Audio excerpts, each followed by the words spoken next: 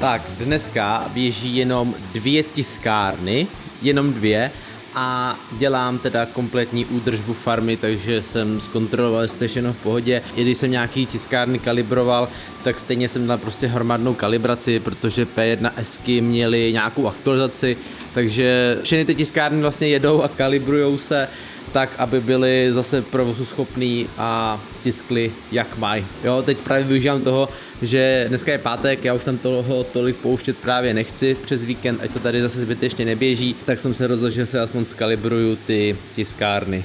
Tak, dneska je pondělí a mě dorazila X2D, takže moje problémová zakázka pokračuje a já doufám, že na tomhleto už to vytisknu. Akorát já jsem si nevšiml ty díry, když jsem to přebíral a jako doufám, že to nebude nic hroznýho. Tak, už to jede, sviští to, teprve kalibruju, je 12 hodin, takže ono to bude trvat asi půl hodinky a já si jdu dát oběd, takže to bude akorát. No a jo, tady ještě vyndám tohleto.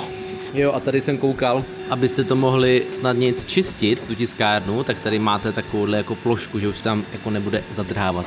Taková blbost, co? A ze zadu to vypadá nějak takhle. Je tam i ten přídavný filtr. Co tady je? Co mají za problém? A jezdí. Já asi jsem tam možná něco ale já jsem všechny šrouby jsem to uvolnil, takže nevím, uvidíme.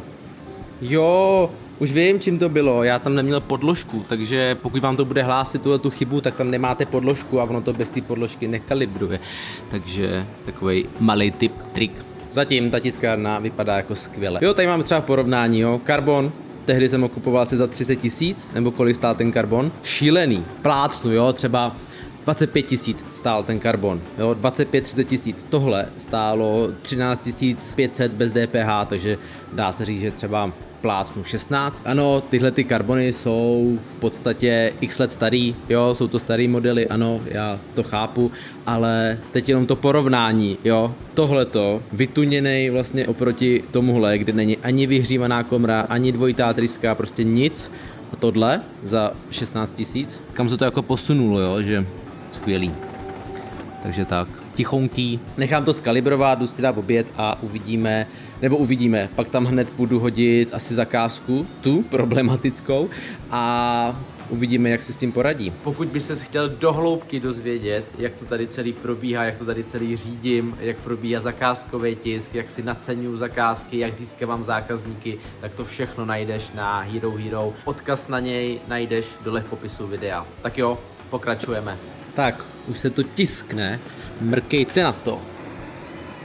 Co se týče kalibrace a podobně, tak jako super, akorát mi teď na začátku házelo furt chybu s extruderem, že se nedokáže vyměnit, tak jsem se na to podíval, sundal jsem ty teflonový nebo ty silikonové kryty, zkoušel jsem to i manuálně prohodit a všechno šlo, pak jsem to vypnul, zapnul, aktualizoval firmware a najednou to funguje. Jako upřímně trošku jsem byl z toho frustrovaný, protože dnešní den byl hrozně hektický a řešil jsem furt sami nějaký problémy, takže teď jsem to chtěl i spustit, tu zakázku, aby to běželo, aby se to už nezdržovalo.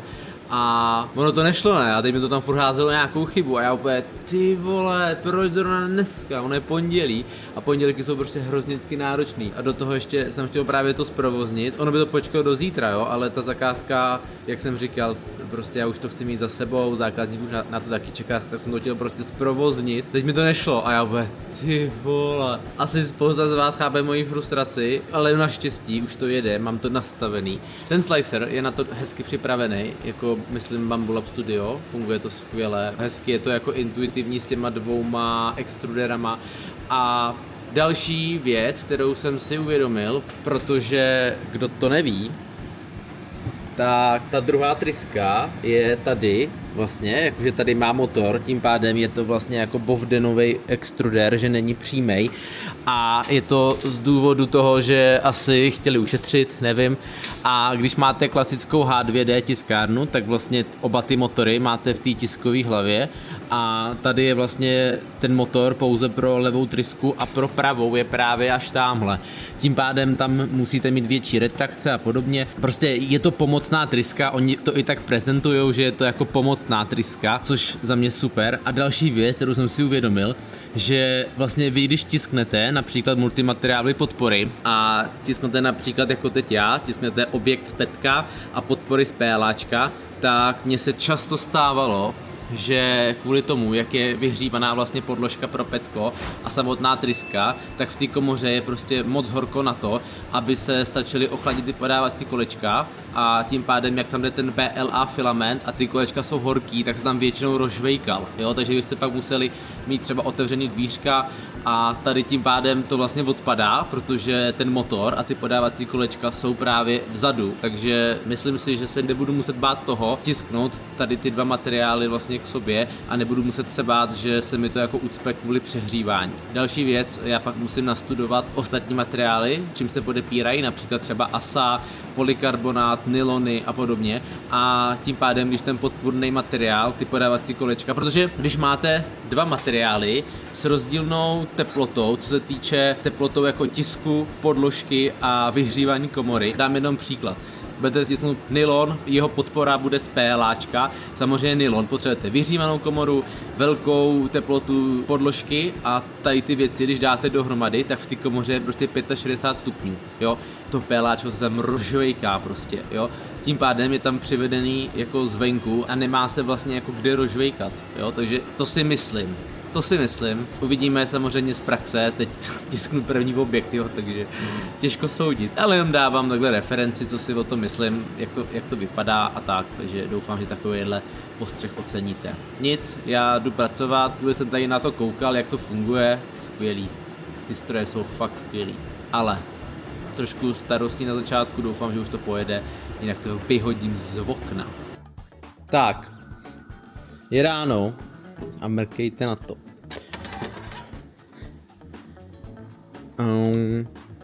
Jo, samozřejmě nějaký stringování, je to petko, takže to se dá úplně v pohodě odstranit. A jdeme si to zkusit odstranit ty podpory, jestli to půjde na prd nebo ne. Teď je to takový, jako jdu to zkusit a jestli to nepůjde, tak to vyhazuju. Vyhazuju tady, končím s 3D tiskem na zakázku, s e-shopem, prodám všechno a končím prostě, jestli to nepůjde sundat. Takže jdeme na to.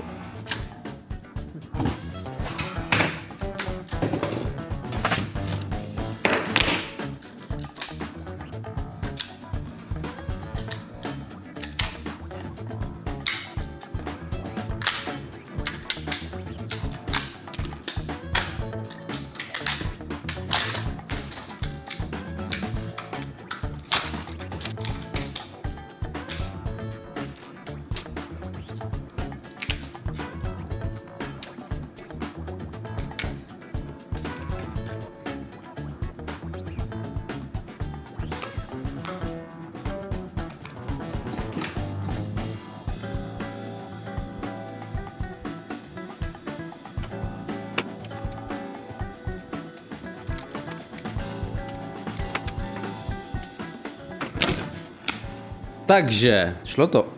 A helejme se.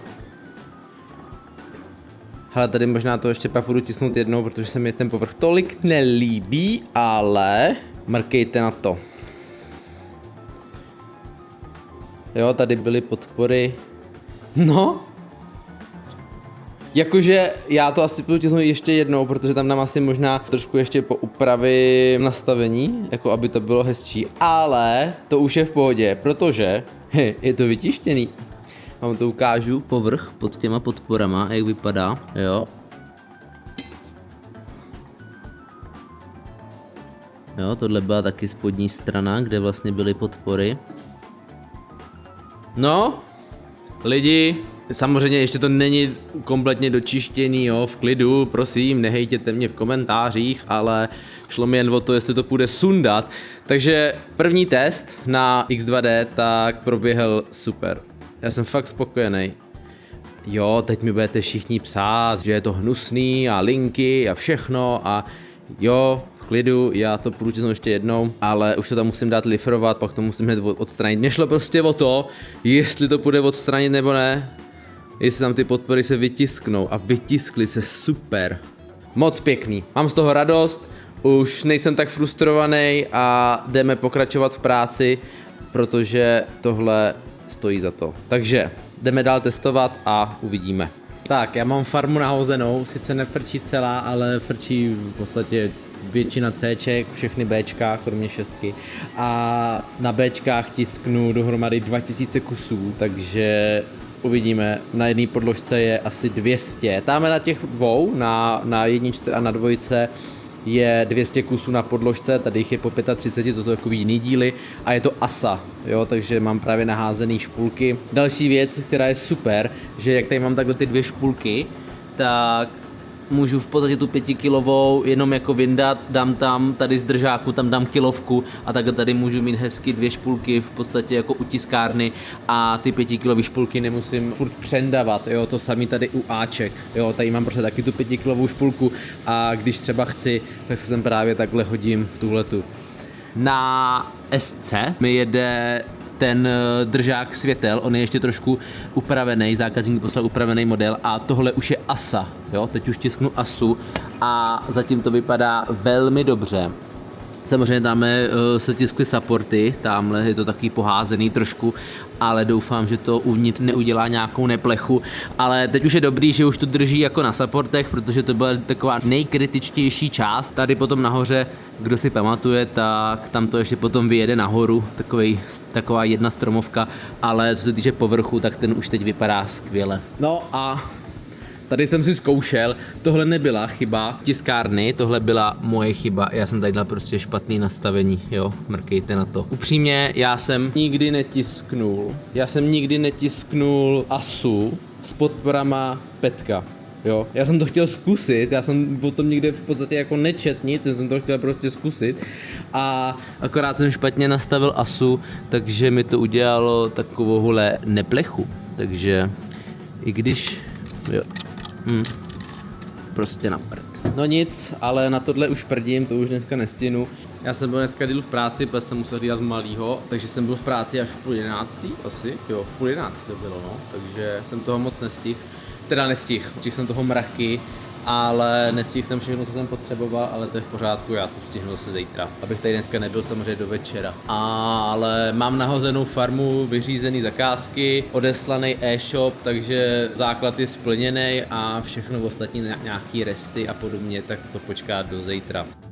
Tak, asa je hotová. Mrkejte, kolik tam toho zbylo.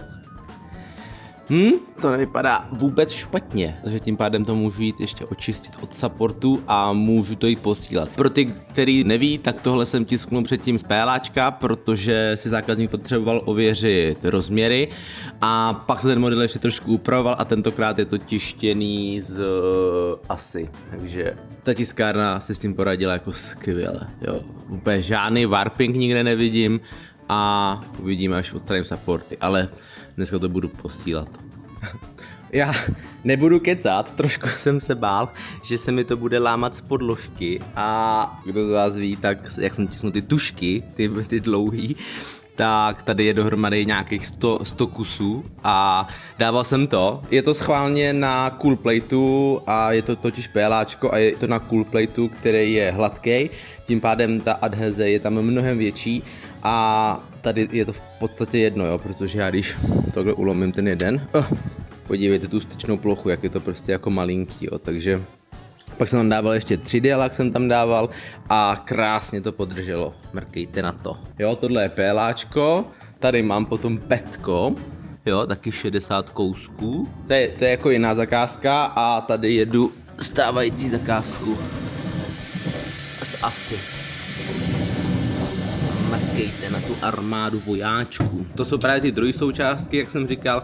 A já teď jdu a musím vylifrovat S-ku a kompletně tyhle tiskárny nahoře. Taky jedna zakázka na Cčkách, takže to musím všechno vylifrovat a spustit to znovu, protože tady těch kusů bude dohromady 2000, jako ono to číslo zní hrozně, jo, ale teď si vemte, že na té podložce je 100 kusů.